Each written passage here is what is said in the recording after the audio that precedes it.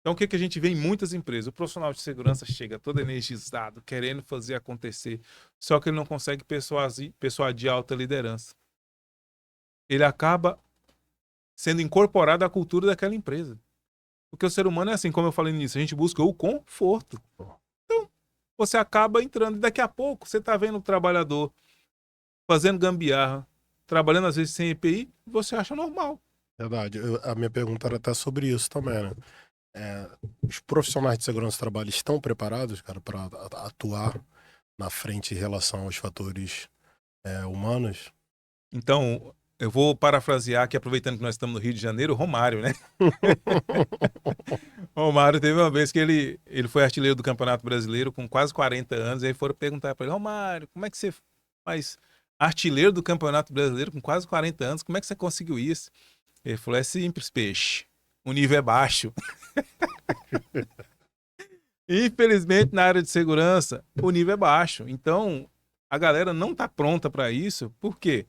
Porque, infelizmente, o ser humano ele tende a ir, igual eu falei no início, né? Economia de energia. Ele não vai buscar um embate, ele não vai buscar estudar, ele vai ficar sempre ali na sua zona de conforto. As redes sociais, que foram uma bênção, também colaboram para ser, de certa forma, uma maldição. Se você sabe usar ela, ela é uma bênção. Se você não sabe, ela se transforma numa maldição. E aí, o que a gente vê nos grupos de WhatsApp, você deve participar de alguns, né? Toda Me, hora é modelo me dá disso, modelo uma. daquilo, modelo disso, modelo daquilo. Eu pe... Toda vez que aparece um modelo de PGR, eu baixo pra me ver.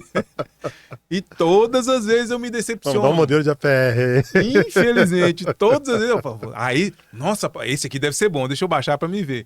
Toda vez eu me decepciono, porque infelizmente é isso. O nível é muito baixo. A galera não está pronta porque ela não quer estar pronta. Não quer, não é no sentido de não querer, mas é no sentido de não querer pagar o preço. Também eu não vou dizer aqui que a geração dos profissionais de segurança está piorando ao longo do tempo. Eu não acredito que está piorando, não. Eu acredito que está mais ou menos ali na mesma, né? Como se você vê no mundo todo há um movimento de não aceitação da morte, hoje em dia, uma pessoa morrer com 40 anos, o pessoal, nossa, que jovem, né? Nossos avós aí morriam com 40 anos, nossa, viveu muito, né? É, Então, hoje em dia, o mundo todo valoriza muito a vida. Isso fez com que nós tenhamos uma expectativa de vida muito alta e hoje morrer no trabalho não é mais tão aceitável como foi há muito tempo. Então, aí tem gente que fala assim, Nestor, poxa, mas a taxa de mortalidade no trabalho, as coisas estão melhorando.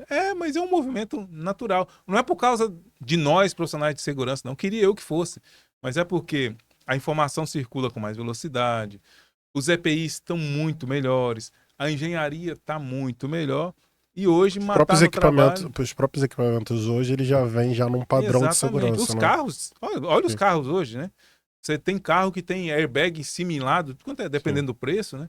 Os Na mais verdade, tem até básicos, ranqueamento de segurança, né? Às vezes é, um carro pode... e de Eu ergonomia lembro que também. o Onix, se eu não me engano, ali em 2015, era o carro mais vendido, porém era Sim. considerado o carro mais inseguro, né? E aí eles foram, aí tinha um ranqueamento lá, ficava sempre no último lugar. A Chevrolet foi obrigada a fazer adaptações, o carro encareceu também devido a isso, mas eles precisaram se adequar. Então também isso já se torna um padrão na indústria. E às Exatamente. vezes eu fico pensando é que a indústria ela está evoluindo a todo momento, né? Sim. Mas eu não sei se a gente, nós, né, na área da segurança do trabalho, se a gente está conseguindo acompanhar isso, essa velocidade, né, da evolução, né, dentro do nosso segmento também, né? Pois é, então eu acho que já foi pior. Eu acredito que nós estamos avançando. Por exemplo, quando eu iniciei com meus trabalhos na internet, toda vez que eu fazia uma publicação sobre não punição, eu tomava muita porrada. Porque eles achavam, então você está passando a mão na cabeça do trabalhador, então você acha que o trabalhador é uma vítima, você acha que o trabalhador não é um problema, é porque você é palestrante, então você. Aí tinha gente que falava assim, é porque isso é só teoria, na prática é outra coisa. Mas é óbvio, ué, né? Se tá na internet vai ser teoria mesmo. Isso é. Mas tem como você ter uma boa prática sem ter uma boa teoria por trás? Então eu acredito E a que teoria surgiu de alguém que parou surgiu de para alguém que foi pesquisar, lá. para estudar, né? Exatamente. Então você cria a teoria, melhora a prática. Então eu acho que nós estamos melhores do que estávamos há tempos atrás. até por conta da nova visão de segurança, comunicação não violenta, segurança psicológica. Mas temos um longo caminho para avançar e eu espero que a gente continue trilhando esse caminho aí.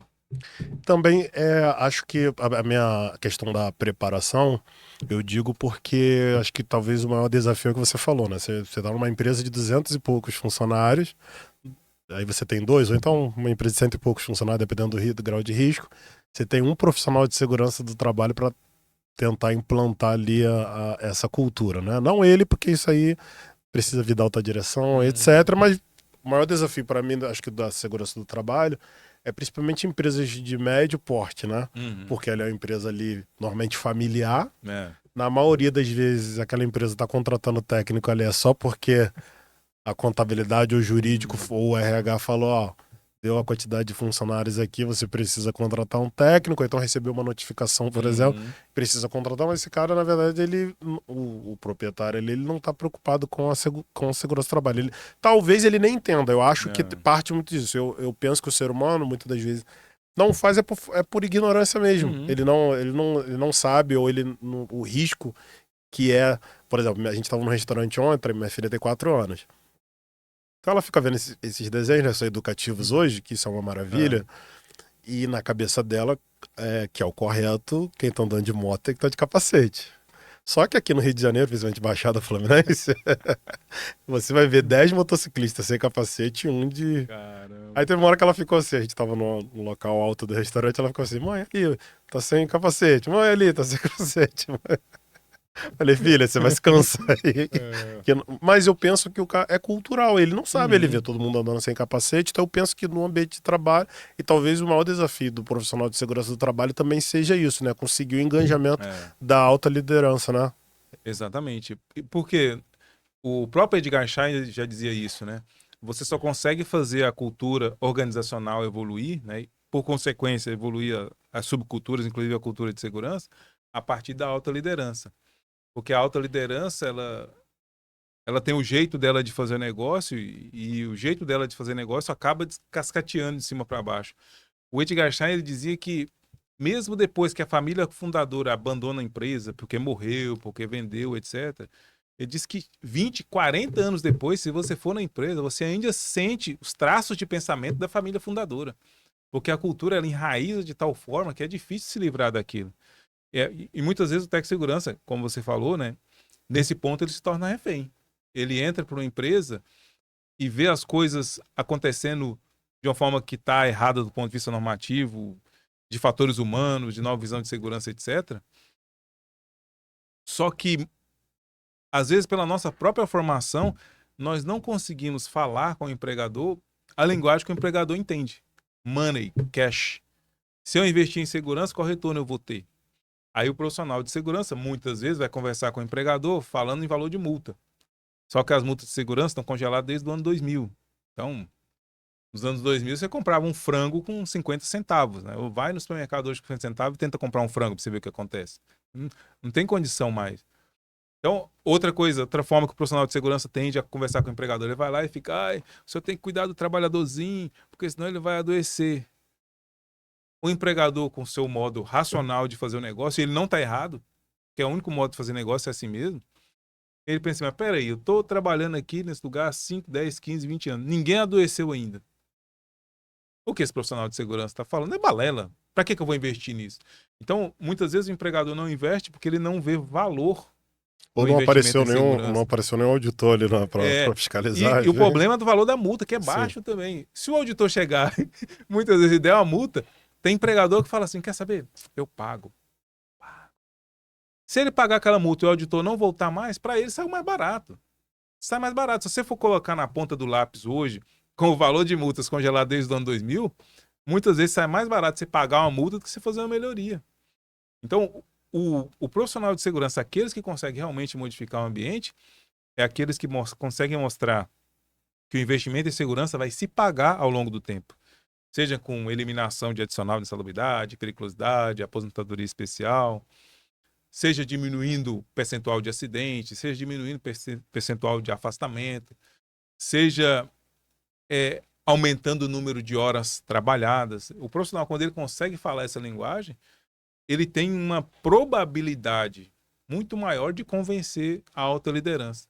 E não tem outra forma de fazer segurança do trabalho. Ele se torna parte do processo também, né? Da empresa, né? Não fica como algo isolado ali, né? Exatamente. Porque se ele não conseguir fazer esse movimento, o que acontece? Isso é natural. O ser humano ele é muito adaptável, muito.